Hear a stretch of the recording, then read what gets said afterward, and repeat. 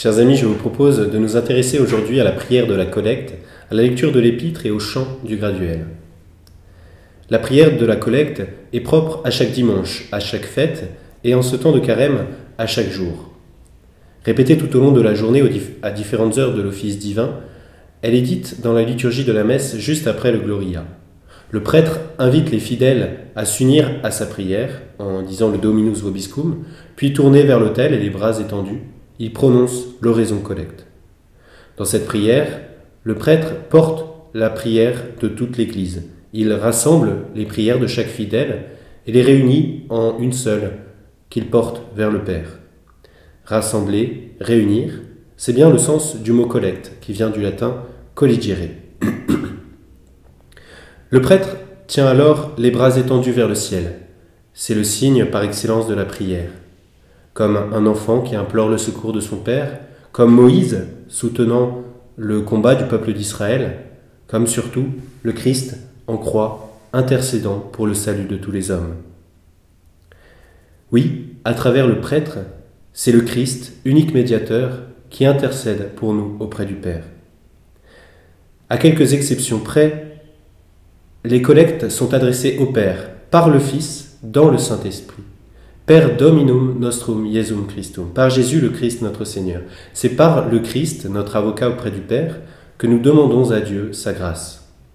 Et nous pouvons la demander avec une grande confiance, une grande foi, puisque Jésus lui-même l'a dit, « Tout ce que vous demanderez au Père en mon nom, il vous le donnera. » Vient ensuite la lecture de la parole de Dieu, qu'on appelle communément épître, puisqu'il est très souvent tiré des lettres du Nouveau Testament.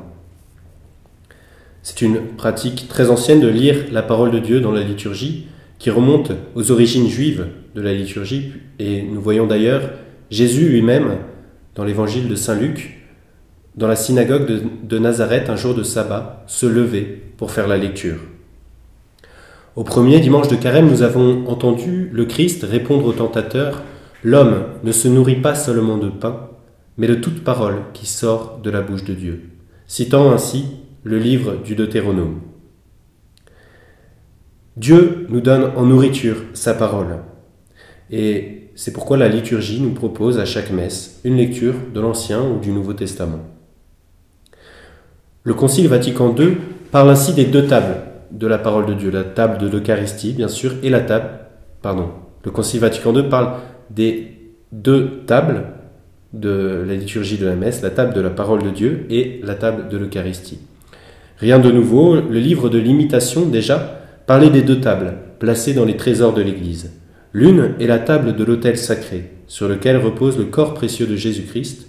L'autre est la table de la loi divine, qui contient la doctrine sainte, qui soulève le voile du sanctuaire et nous conduit avec sûreté jusque dans le Saint des Saints.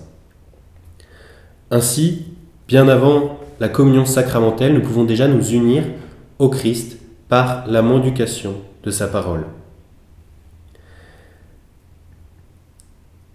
La lecture se fait à l'ambon. L'ambon est placé entre le sanctuaire et la nef, qui symbolise le ciel et la terre.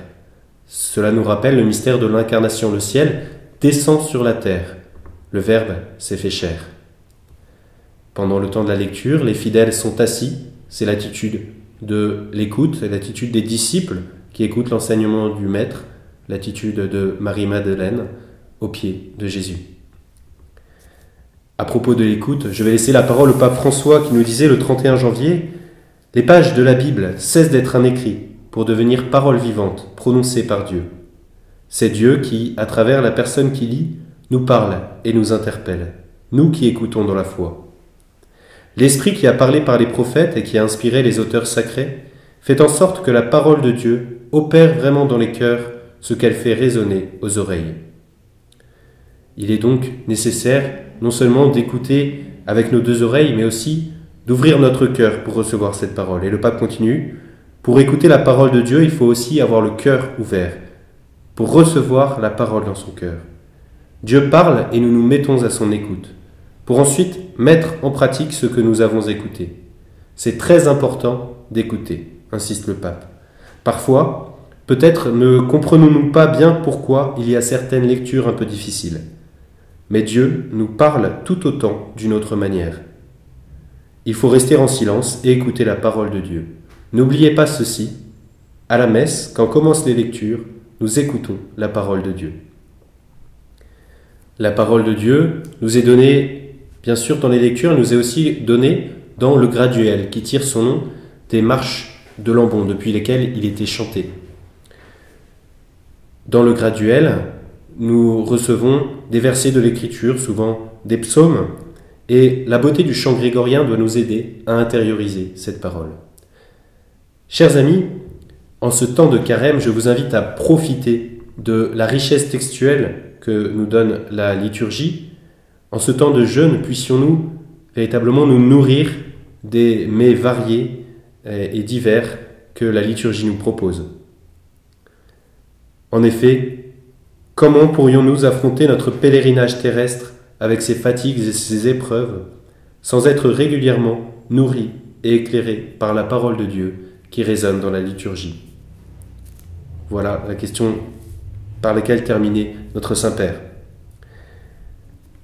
Puissions-nous donc davantage écouter avec nos oreilles, avec notre cœur, profiter aussi de la richesse des collectes en ce temps de carême, mais ne nous contentons pas d'écouter. Rappelons-nous l'avertissement de Saint Jacques, mettez la parole en pratique.